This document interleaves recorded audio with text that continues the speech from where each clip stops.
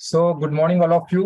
Insurance commando implementation session में फिर एक बार आपका स्वागत है। और आज हम देखने वाले हैं कि आने वाले दिनों में हमारा स्ट्रैटेजी प्लानिंग कैसा होगा, और स्ट्रैटेजी प्लानिंग का आने वाले वीक में जो हम स्ट्रैटेजी प्लानिंग करने वाले हैं उसका रणनीति बनाने के लिए क्या क्या तैयारी करनी है, इसके ऊपर आज हम डिस्कशन करने वाले हैं।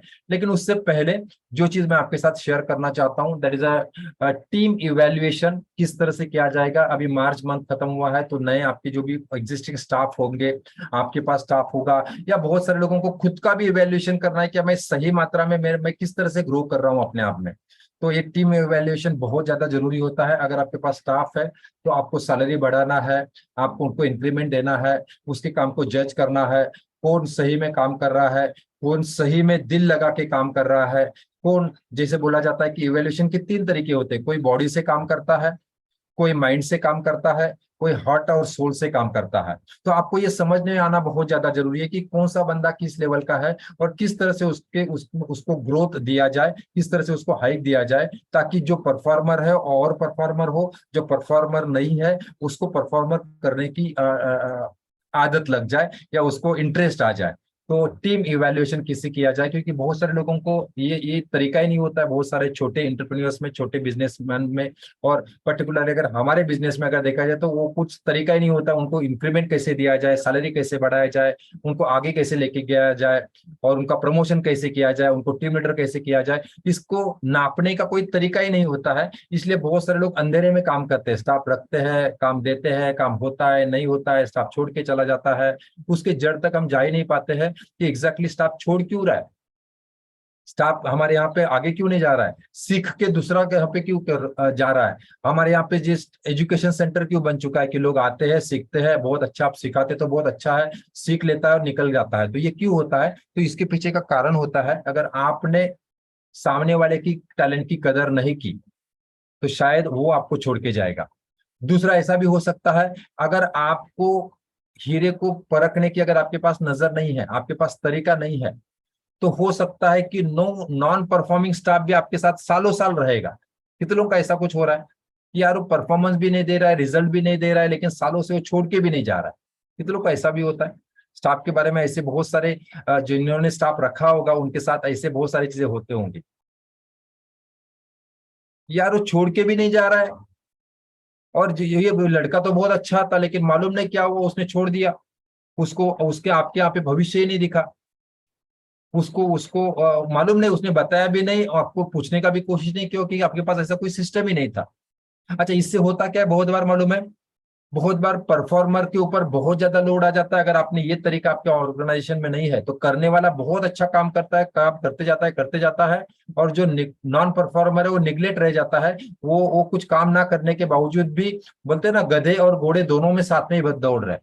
तो फिर गधे को क्या होता है, गधे का तो ठीक है दिन निकल जाते हैं, लेकिन घोड़े को महसूस होता है कि यार मेरे मेरे काम की किसी को यहाँ पे कदर ही नहीं है। और ये दोस्तों हर जगह पे इवैल्यूएशन सिस्टम जरूरी होती है। जैसे आपने देखा होगा कि स्कूल्स और कॉलेजेस में भी हम जाते हैं तो वहां पे भी एक इवैल्यूएशन स्टेटमेंट सिस्टम होता है। पीरियडिकल टर्म टेस्ट होती है या ओरल टेस्ट होती है, अलग अलग तरीके से आपको टेस्ट किया जाता है बच्चों को, स्टूडेंट को। उस तरह से हमारे ऑर्गेनाइजेशन में भी ऐसा एक इवैल्यूएशन सिस्टम होना बहुत ज्यादा जरूरी है। उसको अलग अलग पैरामीटर के ऊपर उसको इवैल्यूएट करना बहुत ज्यादा जरूरी है, और हर एक को एक पर्टिकुलर सिस्टम के साथ इवेल्युएट करना जरूरी है। नहीं तो बहुत बार क्या होता है, उसको वो पंक्चुअल सर, ये बहुत पंक्चुअल है, बहुत पंक्चुअल है। बहुत सारे लोगों का, मेरा कभी कभी बहुत सारे लोग बोलते हैं सर स्टाफ तो रखा लेकिन वो बहुत पंक्चुअल है सर, टाइम पे आता है, टाइम पे जाता है। अरे बाबा, टाइम पे आता है, टाइम पे जाता है, बहुत अच्छी बात है, प्रेजेंटिव पंक्चुअलिटी बहुत अच्छा है, लेकिन प्रोडक्टिविटी है। कोई बोलता है सर ये ना प्रोडक्टिविटी में बहुत जबरदस्त है, लेकिन सर ये टाइम पे नहीं आता है, कभी भी छुट्टी लेता है, मन में आएगा तभी छुट्टी लेता है। दोस्तों देखिए, ये दोनों भी कुछ काम के नहीं है, दोनों भी कुछ काम के नहीं है। बहुत पंक्चुअल है, बिल्कुल भी टाइम वेस्ट नहीं करता है, सुबह जरूर बराबर आता है, शाम को 7 बजे से पहले बराबर 7 बजे निकलता है, लेकिन रिजल्ट नहीं देता है, उसका भी कुछ मीनिंग नहीं है।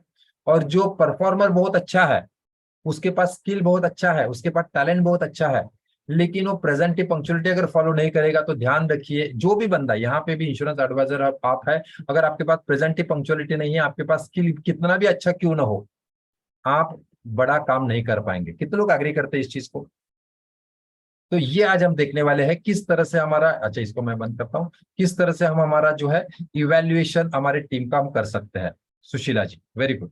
तो अभी मैं आपके साथ ना एक शीट शेयर कर रहा हूँ, एक शीट में शेयर कर रहा हूं, जो मैं ऑटो पायलट में ऑलरेडी दे दूंगा, उसकी चिंता करने की आपको जरूरत नहीं है। और इस शीट के ऊपर हम ज्यादा आज इधर उधर की बातें नहीं करेंगे, तुरंत जो है हमारे सब्जेक्ट के ऊपर अभी हम आ रहे हैं कि किस तरह से आपका इवेल्युएशन किया जाए, क्योंकि इसके ऊपर हमने काफी अच्छा ऑटो पायलट में हमारे एम्प्लॉय मॉडल में, पूरी एम्प्लॉय मॉडल में हमने यहाँ पे बात किया था। तो अभी हम आज देखेंगे कि आपके हर स्टाफ को किस तरह से तोला जाए, इवेल्युएट कैसे किया जाए। तो ये शीट है, मैं जो आपके साथ शेयर करूंगा। ये एक्सेल शीट है, इसमें आपके हिसाब से इसमें बदलाव भी कर सकते हैं, थोड़े बहुत चेंज भी कर सकते हैं आपके रिक्वायरमेंट के हिसाब से, आपके डिपार्टमेंट के हिसाब से, आपके मतलब जो भी जिस चीज के लिए अपने आपके पास स्टाफ है उस हिसाब से इसको चेंज भी कर सकते हैं। यहाँ पे आप आपका लोगो लगा सकते हैं, यहाँ पे लोगो का जो मैं ये दिया वहां पे लोगो आप आपका रख सकते हैं। यहाँ पे इवेल्युएशन चार्ट, ये जो शीट बनेगा, ये जो चार्ट बनेगा, आप इसको एक्सेल में ही मेंटेन करेंगे तो ज्यादा अच्छा रहेगा। अगर आपको एक्सेल समझ में नहीं आता है, ज्यादा उसके आप यूज थ्रू नहीं है, तो इसका प्रिंट आउट लेके भी आप इसको इस्तेमाल कर सकते हैं। सारी चीजों को ब्लैंक करते हुए आपको इसको प्रिंट आउट लेके भी उसका इस्तेमाल कर सकते हैं। यहाँ पे पहला यहाँ पे लिखा है नाम, तो आपके पास जो भी स्टाफ होगा, अभी मेरे पास जो भी टीम है तो उनका यहाँ पे नाम होगा, इंडिविजुअल नाम यहाँ पे होगा। इंडिविजुअल फॉर एग्जांपल मैं यहाँ पे राम करके नाम है, उनका नाम नाम लिखा है यहाँ पे मैंने। यहाँ पे आपको उसका एम्प्लॉय नंबर अगर कुछ है आपके पास तो लिख सकते हैं, कौन से डिपार्टमेंट में काम करता है वहां पे आप लिखिए, उसका डेजिग्नेशन क्या है उसको वहां पे लिखिए, कितने साल से काम कर रहा है ये यहाँ पे लिखिए। अभी ध्यान रखना है कि किसी भी स्टाफ के काम को अगर आपको इवेल्युएट करना है तो 3 पैरामीटर्स के ऊपर उसको इवेल्युएट किया जाएगा, इवेल्युएट किया जाता है। पहला पैरामीटर होता है बॉडी, मतलब फिजिकली वो कैसा है। उसका दूसरा पैरामीटर होता है माइंड, और तीसरा पॉइंट होता है हार्ट एंड स्पिरिट, है ना। 4 पैरामीटर के ऊपर उसको इवेल्युएट किया जाएगा। पहला होता है बॉडी, मतलब वो फिजिकली किस तरह उसका अपीयरेंस है। उसका माइंड, हार्ट और सोल स्पिरिट के माध्यम से उसको इवेल्युएट किया जाएगा। ओके, अभी पहला हम देखते हैं कि बॉडी के पैरामीटर के ऊपर उसको कैसे इवेल्युएट किया जाएगा। फर्स्ट है बॉडी। अभी यहाँ पे आपको क्या करना है, यहाँ पे हर चीज के पैरामीटर्स यहाँ पे दिए गए हैं, उसको ध्यान में रखते हुए, जो ऑटो पायलट वाले हो तो अच्छे से समझ पाएंगे कि इसके ऊपर हमने ऑल डिटेल में काम किया हुआ है। अभी आपको इसको प्रैक्टिकली कैसे इस्तेमाल करना है, जो हमने पिछले सेशन में सीखा है उसको। अभी इसको आपको क्या करना है, एक बंदा फॉर एग्जाम्पल यहाँ पे हमने बात किया राम का, अभी राम का हम यहाँ पे बात करेंगे, तो यहाँ पे उसको बॉडी पैरामीटर के ऊपर अभी हम उसको देखना ये करना स्टार्ट करेंगे, उसको इवेल्युएट करना स्टार्ट करेंगे। पहला पूछा है यहाँ पे अटेंडेंस। अभी अटेंडेंस के मामले में कैसा है आपको सोचना है, आपको उसको रैंक देना है यहाँ पे एट द एंड, आप द साल के एंड में आपको, या मंथ में एंड में, या आप 3 महीने के बाद, 6 महीने के बाद इसको इवेल्युएट जब भी करेंगे तो यहाँ पे आपको रैंक देना है कि जिस पीरियड के लिए आप इसको इवेल्युएट करते हैं, कि फॉर एग्जांपल अब हम जनवरी से लेके मार्च तक का इसका इवेल्युएशन कर रहे हैं, तो उसमें उसका अटेंडेंस कैसा रहा।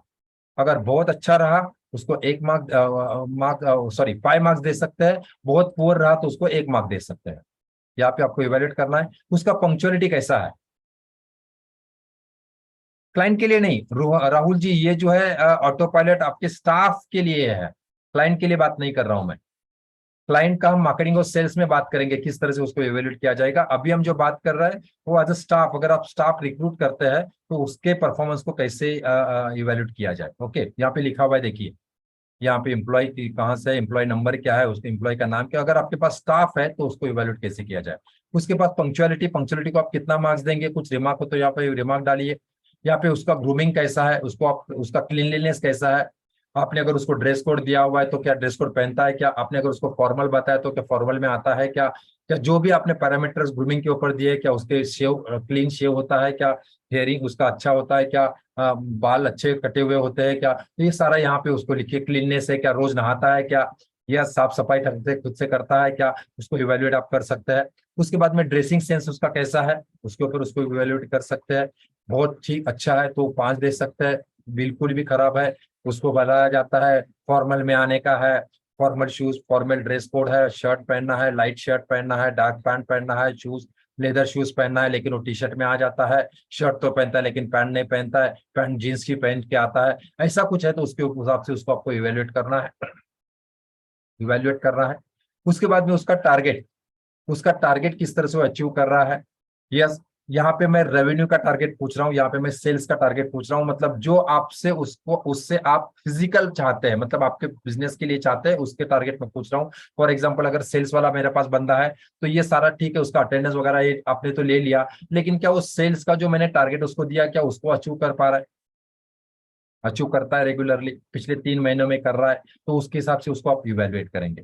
उसको 6 आप आपके हिसाब से मार्क्स उसको देंगे, और लास्ट में उसका हम क्या स्कोर करने वाले हैं। तो यहाँ पे आप देखेंगे कि यहाँ पे तो 1 2 3 1 2 3 1 2 3 दिख रहा है, लेकिन यहाँ पे 6 7 8 क्यों दिख रहा है? यस, यहाँ पे आपको वेटेज अगर आपको ज्यादा देना है, क्योंकि हमारा मेन पर्पज है कि इससे हमें सेल्स निकालना है। फॉर एग्जाम्पल टेलीकॉलर का इवेल्युएशन कर रहे हैं तो उसके अपॉइंटमेंट निकालनी है, तो उस हिसाब से आप यहाँ पे मार्क थोड़ा आपके हिसाब से उसको कम ज्यादा भी आप कर सकते हैं। ओके, उसके बाद उसका जनरल बॉडी लैंग्वेज कैसा होता है, यस, उसका फिजिकल एक्सप्रेशन कैसा होता है। जैसे मैंने बताया कि कम्युनिकेशन में सबसे बड़ा रोल जो है वो आपके बॉडी लैंग्वेज का आता है, तो उसके हिसाब से वो कैसा है। उसका रिपोर्ट सबमिशन कैसा है, उसका पेपर सबमिशन कैसा है। जो भी आपको आपने बताया गया कि उसको रेगुलर रिपोर्टिंग करना है, क्या रेगुलर रिपोर्टिंग होता है? अगर वो रेगुलर रिपोर्टिंग करता है तो ही उसका परफॉर्मेंस आता है, ये भी आप चेक कर, ये ध्यान रखिए। अगर रिपोर्टिंग में ही कच्चा है, आप बोलते हैं नहीं सर उसका अटेंडेंस अच्छा है, पंक्चुअलिटी अच्छा, बहुत अच्छी बात है, उसको रैंक कीजिए। उसका रिपोर्टिंग कैसा है, उसका पेपर वर्क कैसा है। बहुत सारे लोगों को, अभी मेरे सेल्स वाला बंदा है, उसको मैं जब भी देखता हूँ, यस कोई लोग सेल्स में बहुत अच्छे हैं लेकिन वो पेपर वर्क में बहुत कच्चे हैं। वो चेक लेके आता है, चेक लेके आता है, उसका डेटा शीट भर के लेके आता है, लेकिन उसके रिक्वायरमेंट जो डॉक्यूमेंट्स है वो लेके लाना भूल जाता है। तो उस चक्कर में होता क्या है, उसका चेक भी आ गया, उसका बाकी सब कुछ आ गया, उसका फॉर्म आ गया, लेकिन दोस्तों उसके डॉक्यूमेंट ही नहीं आए, तो पॉलिसी कंप्लीट नहीं होता है, और बहुत दिनों से फिर वो प्रपोजल हमारे पेंडिंग पड़ जाते हैं। तो आपको इस चीज के ऊपर भी उसको ये करना है, इवेल्युएट करना है कि उसका पेपर वर्क कैसा है। जो आपने उसको केआरए बना के दिया है, जो आपने उसका जेडी डिसाइड किया हुआ है, जॉब डिस्क्रिप्शन उसको बना के दिया, क्या उस हिसाब से वो काम कर रहा है? कितने लोग समझ पा रहे हैं मैं क्या बता रहा हूँ? क्या वो केआरए के हिसाब से की रिस्पॉन्सिबिलिटी, उसको जो जिम्मेदारी हमने दी है, क्या उसको निभा पा रहा है बराबर से?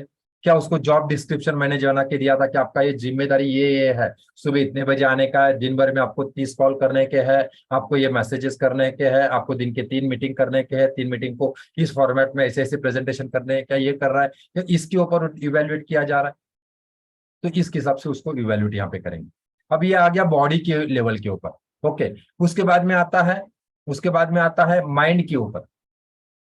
माइंड के ऊपर अभी इसको किस तरह से परफॉर्म करने का हम बात करेंगे। पहले हम इवेल्युएशन के स्टेप्स देखते हैं, उसके पैरामीटर्स हम देखते हैं। माइंड के ऊपर अब इसको इवेलुएट करेंगे। माइंड का मतलब क्या है? अच्छा, ये कोई देखिए, बहुत सारे लोग ऐसे होते हैं कि वो फिजिकली सिर्फ आपके साथ प्रेजेंट होते हैं, आपके बिजनेस के ग्रो करने में उसमें उसको कुछ उसको लेने देना नहीं होता है। सर मैं टाइम पे आऊंगा, टाइम पे जाऊंगा, टाइम पे सैलरी मुझे देना दिया करो, मुझे ज्यादा टेंशन मत दिया करो, जो मैंने काम बताया गया उतना मैं करूंगा, मेरे हिसाब से उतना होता है उतना मैं करूंगा। तो आपको अभी इसके ऊपर उसको इवेलुएट करना है। वो कुछ आपके काम करते टाइम पे कुछ इनोवेशन और क्रिएटिविटी इंप्रूव करता है कुछ आपके काम में? काम करते टाइम पे कुछ का खुद का भी कुछ दिमाग लगाता है, खुद की कुछ क्रिएटिविटी इस्तेमाल करता है, कुछ इनोवेशन लेके आता है। आपने आप देखा होगा कि अभी जो नए बच्चे आ रहे हैं वो बहुत स्मार्ट है, लेकिन अगर उसका नेचर ही ऐसा नहीं होगा कि कुछ क्रिएटिविटी इस्तेमाल नहीं करने का, तो वो कुछ नहीं करेगा, वो सिर्फ दिन भरने का काम करेगा। दिन आएगा, सुबह आएगा, शाम को जाएगा, पगार लेके जाएगा। तो आपको इसके ऊपर करना है क्या, खुद उसमें माइंड के लेवल पे इन्वॉल्व हो रहा है। उसका लैंग्वेज कैसा है, स्पोकन लैंग्वेज कैसा है, लैंग्वेज क्या पोलाइट लैंग्वेज है, क्या प्रोफेशनल लैंग्वेज है, क्या ढंग से वो बात कर पा रहा है, क्या ठीक से बात कर पा रहा है, या ऑफिस का कल्चर है उस हिसाब से वो उसके साथ ढल पा रहा है, तो उसके हिसाब से उसको इवेल्युएट कीजिए। उसका उसको लैंग्वेज में और रिटर्न में कैसा है, क्या उसको कोई एप्लीकेशन लिखने के लिए देता हूं तो क्या एप्लीकेशन लिख पाता है, या उसका इंग्लिश कैसा है, उसका हिंदी कैसा है, जो भी आपके पास जरूरी है, जो भी आपके पास रिक्वायरमेंट जरूरी होती है, क्या उस हिसाब से वो ठीक है। उसके बाद उसका टाइम मैनेजमेंट कैसा है। ये क्या करना है, पूरे साल का इवेल्युएशन हम कर रहे हैं या पूरे समय का, जो भी आप 3 महीने का भी इवेल्युएशन हमने अभी जो भी किया वो 3 महीने का इवेल्युएशन किया, कि उसमें किस तरह से उसको हम परफॉर्म करते हैं, और इसको फिर साल का रखते हुए इसको परफॉर्मेंस हम ट्रैक करते हैं। आगे मैं बताऊंगा उसको सैलरी बढ़ाना है, कम करना है, क्या करना है, वो किस तरह से करना है। तो उसको टाइम के ऊपर उसको इवेल्युएट कीजिए। उसके बाद उसको जो टारगेट दिया जाता है, अभी यहाँ पे ऊपर मैंने क्या बताया, यहाँ पे उसका रिजल्ट का टारगेट मैंने बोला था। यहाँ पे आपको टारगेट जो दिख रहा है ये क्या है, एक्टिविटीज का टारगेट मैं बता रहा हूँ। मतलब जैसे मैं बोलता हूँ कि सेल्स वालों को ज्यादा सेल्स के ऊपर मतलब फोकस मतलब दिमाग लगाने की ज्यादा जरूरत नहीं है। आपको दिमाग कहाँ पे लगाना है, एक्टिविटीज के ऊपर दिमाग लगाना है। जैसे मैं मेरे सेल्स वालों को भी बोलता हूँ, मेरे टेलीकॉलर्स को भी बोलता हूँ, मुझे आपसे सेल नहीं चाहिए, मैं आपका देखूंगा आपका एक्टिविटी कैसा हो रहा है। एक्टिविटी का मतलब क्या है, फॉर एग्जाम्पल टेलीकॉलर है तो दिन के आपको 80 कॉल करने हैं, आपने 80 कॉल ढंग से किए क्या, यस, तो आप पास हो गए। अगर आपने 80 कॉल मैंने जो फॉर्मेट दिया है उस फॉर्मेट में किए क्या, पास हो गए। भले मीटिंग नहीं मिल रहा है तो हो सकता है मेरा गलती होगा, मेरा स्क्रिप्ट का गलती होगा, मेरे मार्केट का गलती होगा, कुछ भी हो सकता है, या आपका गलती होगा, कुछ भी होगा, लेकिन अगर आपने एक्टिविटीज ढंग से किए तो आप पास हो गए। तो उसके हिसाब से उसको रैंक दीजिए। उसके बाद में क्या ये प्रॉब्लम सॉल्विंग करता है, अगर ऑफिस में कोई प्रॉब्लम आता है, कोई चैलेंज आता है, लाइट चला जाता है, तो ये किस तरह से उसका बिहेवियर होता है। वो स्टाफ अगर बहुत सारे उनको आपने देखा होगा तो क्या होता है, लाइट चला गया बहुत अच्छा हो गया, जाने दो अभी आराम करेंगे, जब तक लाइट नहीं आता है वो कोई चिंता नहीं करता है। लेकिन कुछ लोग ऐसे होते हैं, कुछ स्टाफ ऐसे होते हैं कि नहीं सर लाइट गया, फिर वो एमएससीबी को फोन करेगा, बाजू में देखेगा हमारा ही प्रॉब्लम आ गया है, हमारे लाइट उस मीटर में जाके चेक करेगा। तो दोस्तों इस तरह से कुछ लोग होते हैं प्रॉब्लम सॉल्विंग होते हैं। ऑफिस में कोई भी प्रॉब्लम आया तो उसको सॉल्व कैसे किया जाएगा इसके ऊपर उनका ज्यादा ध्यान होता है। और कुछ लोग क्या होते हैं, प्रॉब्लम आया अच्छा हुआ, चलो अभी 2 घंटा आ रहा हूँ, अभी 10 मिनट आ रहा हूँ, अभी आधा घंटा आ रहा हूँ। तो इस तरह किस कैटेगरी का है इस हिसाब से उसको इवेल्युएट कीजिए। उसके बाद में उसके केपीआई की परफॉर्मेंस इंडिकेटर जो मैंने आपके साथ उसका फॉर्मेट भी शेयर किया था, तो उस बेसिस के ऊपर उसको आप कितना मार्क्स देना चाहेंगे, उसको इवेल्युएट करना। देखिए दोस्तों, जिस चीज को नापा जाता है उस चीज को आप कंट्रोल कर सकते हैं। अभी तक आपके पास आपके स्टाफ को और अपने आप को, मैं बोलता हूं अपने आप को भी इसके ऊपर इवेल्युएट कीजिए, अपने आप को भी इस चीज के ऊपर इवेल्युएट कीजिए। और ये इवेल्युएशन मैं बोलता हूँ आपके फैमिली मेंबर्स को दीजिए करने के लिए, वाइफ को बोलिए कि मुझे इस पैरामीटर के ऊपर इवेल्युएट कीजिए। मेरे अगर आपके बच्चे अच्छे हैं समझदार है तो बच्चों को बताइए कि एज अ पापा एज अ बिजनेस मैं खुद मुझे इवेल्युएट कीजिए इस पैरामीटर्स के ऊपर।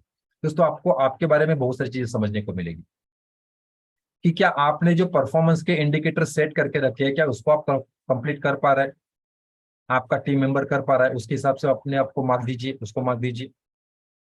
ये हो गया माइंड लेवल के ऊपर। अभी बात आता है हार्ट लेवल के ऊपर कि कोई लोग जो है ना एकदम दिल से काम करते हैं, एकदम दिल से काम करते हैं, है ना।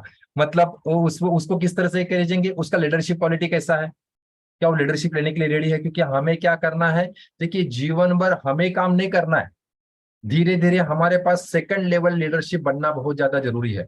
और सेकंड लीडरशिप बनेगा यही इसी टीम से, सेकंड लेवल लीडरशिप बनेगा। अगर आप बोलेंगे मैं बाहर से नया बंदा लेके आऊंगा, बहुत क्वालिफाइड लेके आऊंगा, हेलीकॉप्टर हेलीकॉप्टर लैंडिंग कभी काम नहीं करता है, बहुत बार काम नहीं करता है, कितने लोग एग्री करते हैं। आपने बहुत सारे ऑर्गेनाइजेशन में देखा होगा कि वो जहां पे भी हेलीकॉप्टर लैंडिंग हुआ, मतलब बाहर का लीडर लेके आते हैं तो दोस्तों अंदर वाले जो जो पुराने लोग हैं उनको सस्टेन, उनको टिकने नहीं देते वो लोग। तो दोस्तों आपको पुराने लोगों में से ही लीडरशिप डेवलप करना है।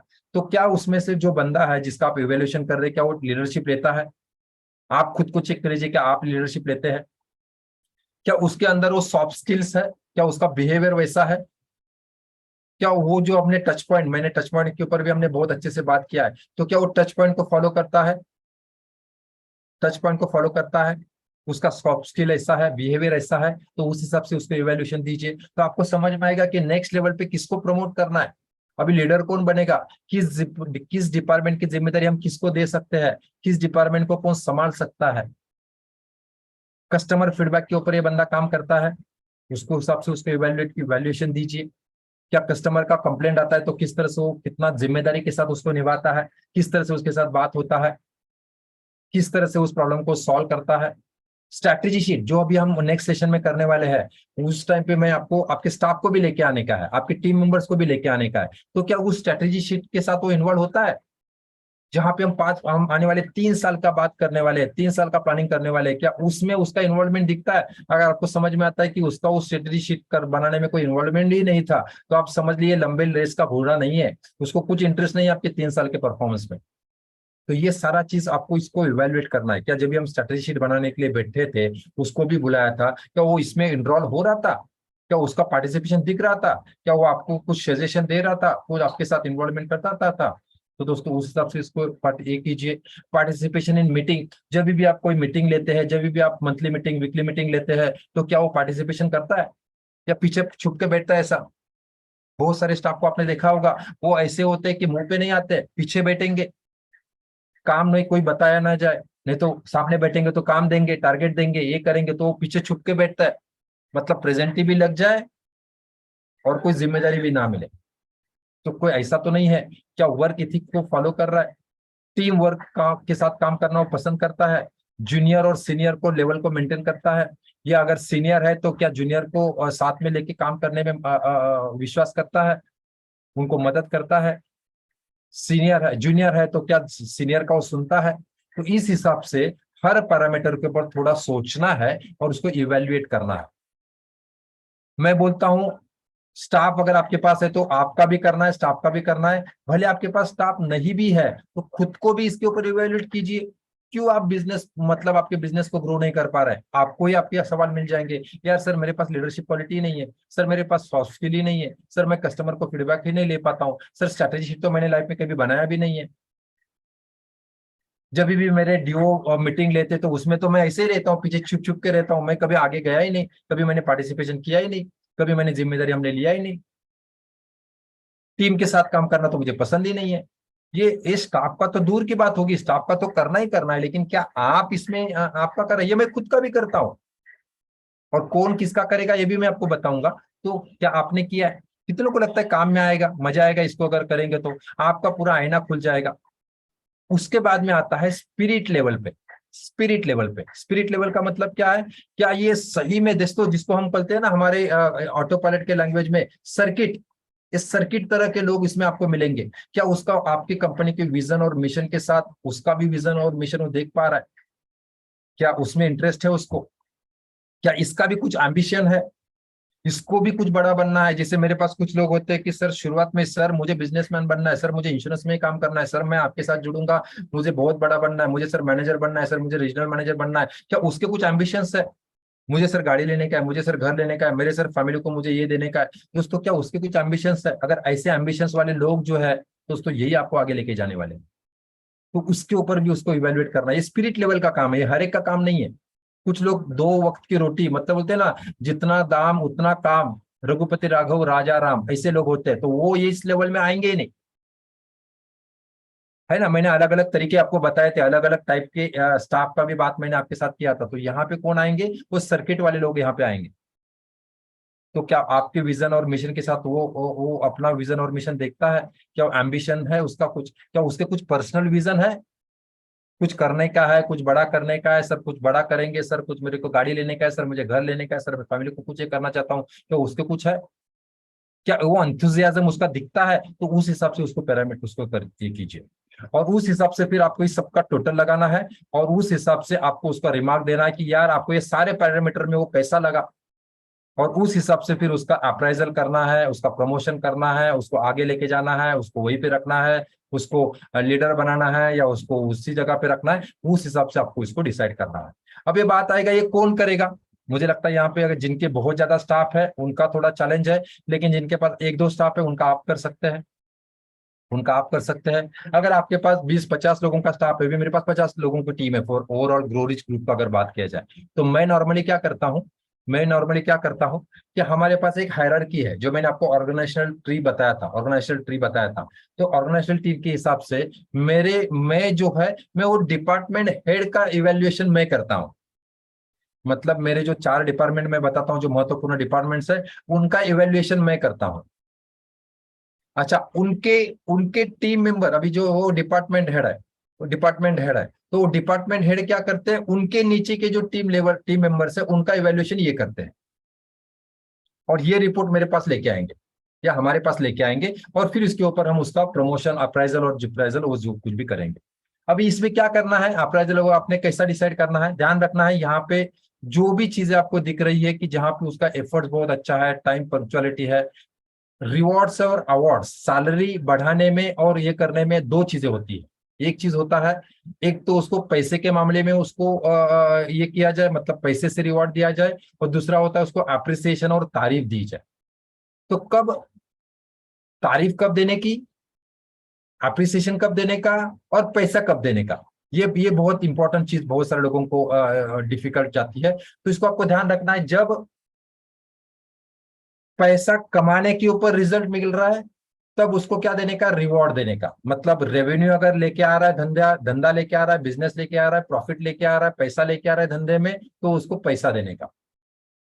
जहां पे उसका टाइम बहुत अच्छा है, अप्रिसिएशन बहुत अच्छा है, एफर्ट्स बहुत लगा रहा है, टीम वर्क बहुत अच्छा कर रहा है, लेकिन रिजल्ट नहीं निकल रहा है, तो फिर उसको क्या करने का है, अप्रिसिएशन करने का है और तारीफ करने की है। दोनों भी जरूरी है, दोनों भी जरूरी है। रेवेन्यू जो लेके आता है उसको रिवॉर्ड भी देने का है, अप्रिसिएशन और तारीफ भी करने की है।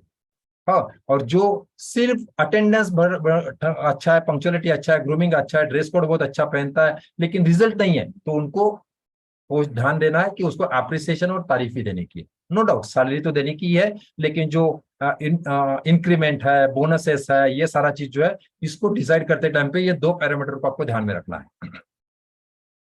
ये दो चीजों को आपको ध्यान में रखना है। अच्छा, इसको अभी कब कब करना है, इसको आपको करना है महीने में, आप कर सकते हैं इसको। अगर आपके पास टाइम है, कम लोग हैं, तो हर महीने में इसका आप इवेल्युएशन कर सकते हैं, उस हिसाब से उसको मंथली बोनस आप देते हैं तो दे सकते हैं। इसको आप क्वार्टरली कर सकते हैं, 3-3 महीने के बाद इसका वैल्यूएशन कर सकते हैं, ताकि उसको 3-3 महीने के बाद जो भी आप उसको अगर कुछ बोनस देते हैं परफॉर्मेंस के ऊपर, नॉर्मली हमारे ऑफिस में क्या होता है, 3-3 महीने के बाद हम करते हैं, तो उस हिसाब से उसको वो 3-3 महीने का बोनस उसको देना है, इंसेंटिव देना है, उसके हिसाब से दे सकते हैं। और साल में एक बार तो कम से कम करना ही करना है, क्योंकि उस हिसाब से उसका सैलरी अभी बढ़ाने का है, तो साल में एक बार तो हम सैलरी बढ़ाते ही है ना। तो उस हिसाब से देखिए दोस्तों, बहुत सारे कॉर्पोरेट में आपने देखा होगा ना, कॉर्पोरेट में इंक्रीमेंट का और यही तरीका होता है। उनके पास ये तरीका होता है कि ऐसा ही नहीं अंधे, वो अच्छा लगा इसलिए उसका पगार बढ़ दिया 10% से, उसका बढ़ गया 20% से, उसका 5% से मन में आया, वैसा नहीं। उनके दोस्तों, उनके पास, आपके पास एक क्रिस्टल क्लियर एक सिस्टम होना चाहिए कि किस बेसिस के ऊपर आपका सैलरी बढ़ा तो क्यों बढ़ा, नहीं बढ़ा तो क्यों नहीं बढ़ा, आपका प्रमोशन हुआ तो क्यों हुआ, नहीं हुआ तो क्यों नहीं हुआ। कितने लोग समझ पा रहे हैं मैं क्या बोल रहा हूँ, कितने लोगों को क्लैरिटी आ रही है। और इस बेसिस के ऊपर अपने आप को भी इवेल्युएट करना है। अभी यहाँ पे अगर किसी का कोई सवाल है, विजय जी मुझे पूछ सकते हैं, किसी का अगर कोई सवाल है तो मुझे पूछ सकते हैं। यहाँ पे मैं सबको अनम्यूट करने का मौका दे रहा हूँ, तो क्या आप अपने आप को अनम्यूट करके बात मेरे सामने रख सकते हैं। किसी का कोई सवाल हो तो सवाल सर पूछ सकते हैं। Maqsood, good morning. क्या मकसूद जी? सर की परफॉर्मिंग इंडिकेटर जो कहा आपने, yes that is a final result right, और anything else? Yes yes yes, उसको नापने का तरीका, जैसे मैं आपको रिपोर्ट बोलने को बोलता हूँ, तो ये क्या है, एक की परफॉर्मेंस इंडिकेटर्स है कि आपका परफॉर्मेंस क्या हो रहा है, उसका इंडिकेट करता है कि आपने परफॉर्मेंस, लास्ट में रिजल्ट आपका क्या निकला। जो लास्ट सेशन में मैंने आपको येलो में आपको दिया था, देखो शीट, पूरे मंथ का पूरे मंथ का वर्कआउट यहाँ पे दिया था कि पूरे मंथ में हमारे ऑर्गेनाइजेशन में क्या क्या हुआ। That is the indicators. या मुक्सुद जी, ठीक है, थैंक यू। और कोई कोई पूछना चाहेगा पर्टिकुलरली इस पॉइंट के ऊपर, जो हमने आज इवैल्यूएशन शीट का बात किया, किसी को क्या चैलेंज महसूस होता है उसको फॉलो करने के लिए। यहाँ पे आपके हिसाब से इसको बढ़ा सकते हैं, कम कर सकते हैं, मैंने मेरे हिसाब से लगाया, आपको हिसाब से आप इसको इसके पॉइंट्स को कम ज्यादा भी कर सकते हैं, पैरामीटर्स को कम कर सकते हैं, बढ़ा सकते हैं, कोई प्रॉब्लम नहीं है। हर एम्प्लॉय के लिए अलग अलग होगा। यस, हर एक एम्प्लॉय के लिए अलग अलग बनेगा। एक्सेल में बनाएंगे तो कोई प्रॉब्लम नहीं है, एक ही शीट में एक बन जाएगा, अलग अलग ट्रे बनते जाएंगे, एक के नीचे एक भी बनाते जाएंगे। एक्सेल फॉर्मेट में बनाए तो आपको इसमें कुछ ज्यादा टेंशन लेने की जरूरत नहीं है। यहाँ पे आप मेरा नाम निकाल दीजिए, मेरे कंपनी का नाम निकाल दीजिए, आपका लगा दीजिए और आपका काम चालू हो जाएगा। एकदम इजी टू यूज फॉर्मेट मैंने बना के लिया हुआ है। यस, और किसी का कोई सवाल हो पूछिए। सर इस सीट को सर डेली मेंटेन करना होगा? नहीं नहीं नहीं नहीं, इसको इवेल्युएट करना है, एक तो वंस इन अ मंथ आप कर सकते हैं, या तो मेरे ऑफिस में होता है वंस इन अ क्वार्टर, होता है एवरी 3 मंथ के बाद होता है। जैसे अभी जनवरी फरवरी मार्च का इवेल्युएशन अभी इस मंथ लास्ट वीक में मैंने किया, ऐसे हर 3 महीने के बाद करना है, लेकिन कम से कम साल में एक बार तो करना ही करना है। आपको ज्यादा फोकस करना है प्रोडक्टिविटी के ऊपर, तो आप हर मंथ भी कर सकते हैं, क्वार्टर भी कर सकते हैं, लेकिन साल में एक बार तो करना ही करना है। राहुल जी, और किसी का कोई सवाल, ताकि हम आगे चलें। और किसी का कोई सवाल हो तो पूछिए।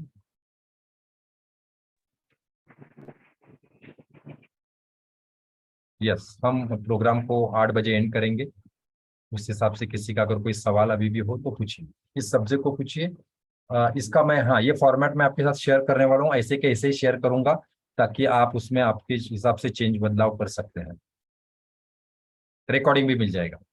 हेलो हाँ जी मकसूद जी। सर, मुझे लगा कि आपका शायद आगे भी काफी चलने वाला है 8:30-9 तक, तो इसी से रिलेटेड मुझे पूछना है। आपने काफी बार बोलते हो, अब अगर हम समराइज करते हैं बेसिक सैलरी,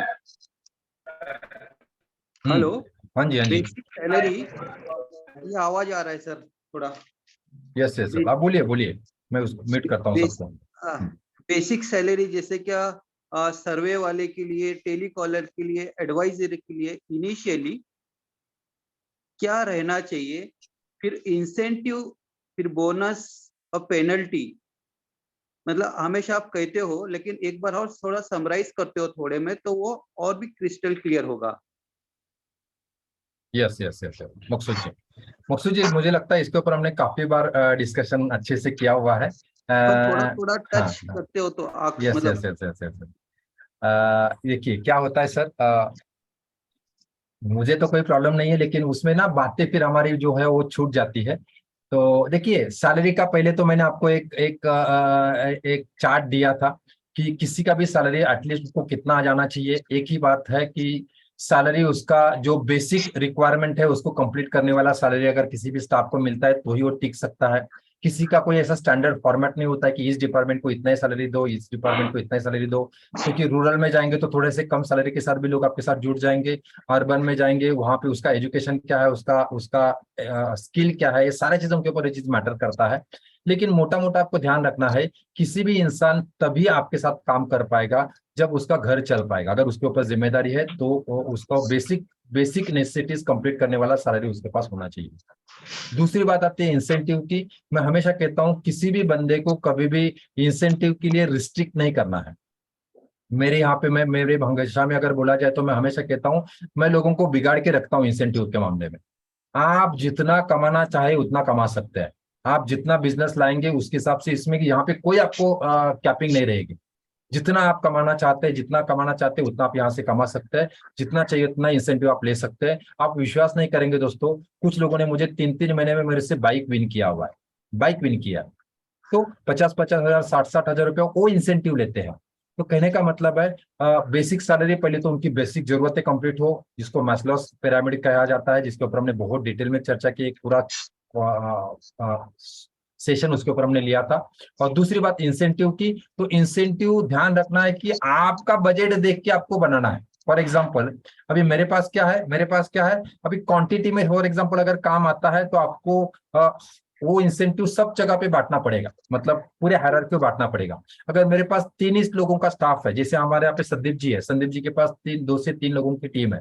तो संदीप जी ने उस टाइम पे क्या बताया था कि उन्होंने उनको 50% देने का एग्री किया। मतलब अगर मुझे 100 रुपया अगर मिलता है तो मैं 50 रुपया देने के लिए आपको रेडी हूँ, क्योंकि कोई प्रॉब्लम नहीं है और की देर उनको बांटना ही नहीं है। और वो बंदा अगर उनको पॉलिसी क्लोज करके अगर लेके आप आ सकता है तो मैं बोलता हूँ 50% भी उनको देने के लिए क्या चैलेंज है, जैसे नॉर्मली होता है। तो ये डिपेंड होता है केस टू केस। अगर आप मेरा आपका पर्टिकुलर केस अगर मेरे साथ शेयर कर पाएंगे तो वहां पे मैं कुछ हद तक आपको बता सकूंगा कि किस तरह से एकदम डिटेल में बात अगर हो जाए तो वो हम हमारे 1-to-1 सेशन में आपको कभी भी क्वेश्चन हो तो हम उसमें लेंगे वो। लेकिन यहाँ पे ऐसा ओपनली अगर बात किया है तो आपको ये बेसिक चीजों को ध्यान रखना है कि मुझे मिलता कितना है और उस हिसाब से मैं कितना कितना डिस्ट्रीब्यूट कर सकता हूँ, कौन से डिपार्टमेंट को कितना हम दे सकते हैं। तो मकसूद जी आशा करता हूँ मैं इसके ऊपर क्लैरिटी आई होगी। और अगर आपका मकसूद जी मैं चाहता हूँ अगर आपको इंडिविजुअल कोई चैलेंज है कि मुझे ये स्टाफ है और ये स्टाफ को रखने में मुझे ये चैलेंज आता है, तो वो एक पर्टिकुलर केस स्टडी लेके हम 1-to-1 मीटिंग आप ऑर्गेनाइज कीजिए। उसमें मैं आपको पूरे डिटेल में उस बंदे के लिए मेरे हिसाब से मैं क्या दे सकता था वो मैं आपके साथ शेयर करूँ। ठीक है sir. Thank you very much. तो और किसी का कोई सवाल है तो हमारे नेक्स्ट अनाउंसमेंट के ऊपर मैं जाना चाहता हूँ। हाँ मचिंद्र जी। हाँ सर, मैं लास्ट 5-6 वीक से ना लिंक मांग रहा हूँ, लेकिन लिंक ही मुझे आती नहीं है सर। खाली शुरू में आपका आवाज में medical जस्ट अ के लिए मिनट जस्ट अ बाद मिनट, में मुझे लिंक ही आई। आपका सवाल नहीं समझ पाया मैं। ऑटो पायलट की लिंक है ना सर, शुरू में हाँ मुझे एक बार, बाद में मैंने कॉल मचिंद्र किया, जी मैसेज ऑटो पायलट सेशन ही अलग है। इसका इसका अलग से ग्रुप होता है और उसका अलग से ज्वाइनिंग का सिस्टम होता है। तो फर्स्ट टाइम जो ऑटो पायलट का जो मिला था वो कॉम्प्लीमेंट्री, मतलब बोलते हैं ना कि मैं चाहता था कि हर एक जन उसका फील ले पाए, और वो टॉपिक वो जो बहुत जरूरी था, तो उस टॉपिक का मैंने लिंक सभी के साथ शेयर किया था। लेकिन ये जो है टॉपिक ही अलग है, मतलब ये प्रोग्राम ही अलग है।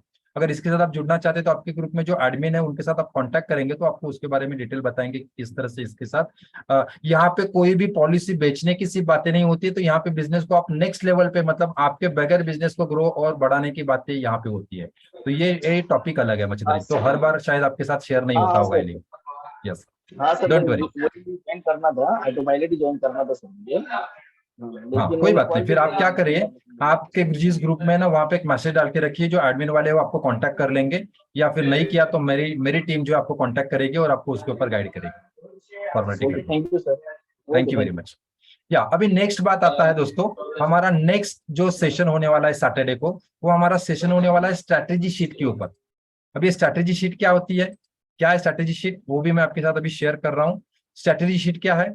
स्ट्रैटेजी शीट है आपको आने वाले 3 साल की आपकी रणनीति क्या होगी, आपका आने वाले 3 साल में आप किस किस तरह से ग्रो करेंगे, कौन सी स्ट्रेटेजी इस्तेमाल करेंगे, क्या क्या करेंगे, स्टाफ रखना है तो स्टाफ रखेंगे, मार्केटिंग के लिए क्या करेंगे, सारी चीजों के लिए आप क्या क्या करेंगे, इसका पूरा पेपर वर्क होगा।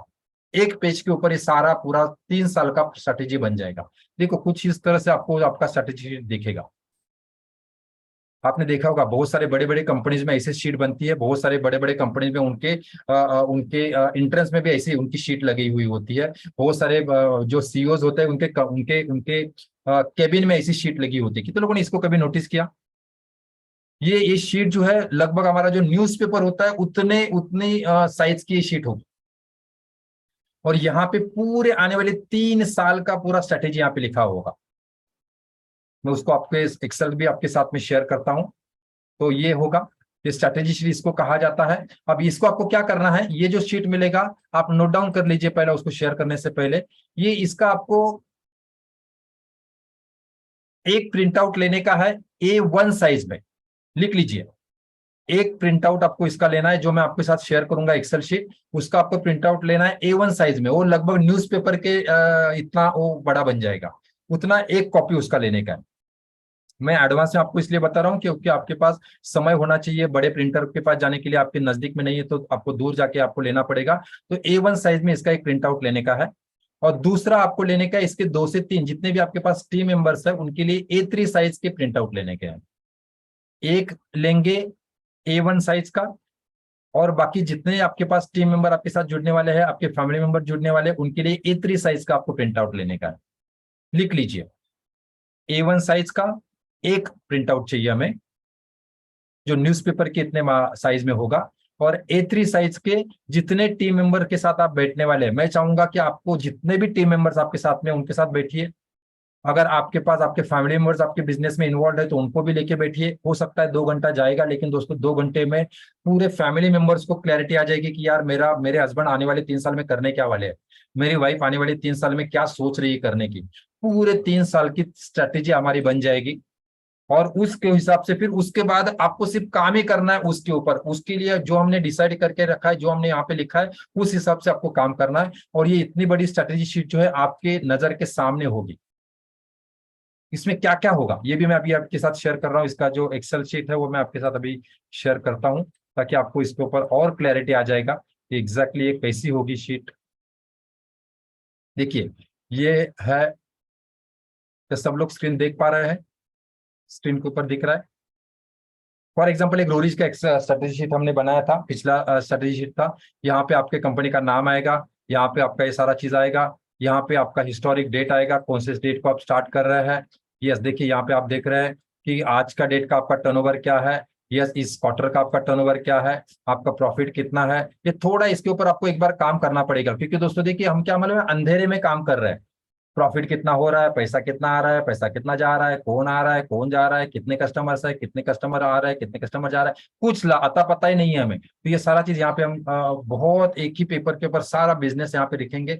आपका कंपनी का पर्पस क्या है, आपका मिशन क्या है, आपका उद्देश्य क्या है, आपका ऑर्गेनाइजेशन का विजन क्या है, आपके वैल्यूज क्या है, कौन से वैल्यूज के साथ आप काम करना चाहते हैं, आपका एवरेस्ट गोल क्या है। देखिए भले आपको 3 साल तक यहाँ पर पहुंचना है, लेकिन आपका जीवन का उद्देश्य क्या है आपके इस इंडस्ट्री को लेके, आपके बिजनेस को लेके, तो वो आपको यहाँ पे लिखना है।